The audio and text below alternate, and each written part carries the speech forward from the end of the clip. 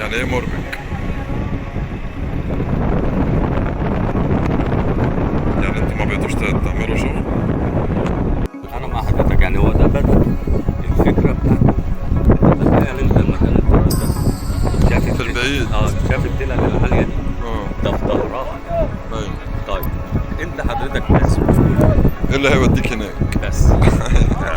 طبعا هتروح انا لو هناك حتى ازاي؟ حابب، تخيل ان احنا وانتوا يعني والحيوانات بتاعتكم لو اتحطت كلها في مكان واحد هتبقى تعمل مشكلة. الموضوع صعب. موضوع ده صعب. احنا بص، ده ما فيش 5% هنا في اللي انت شايفه.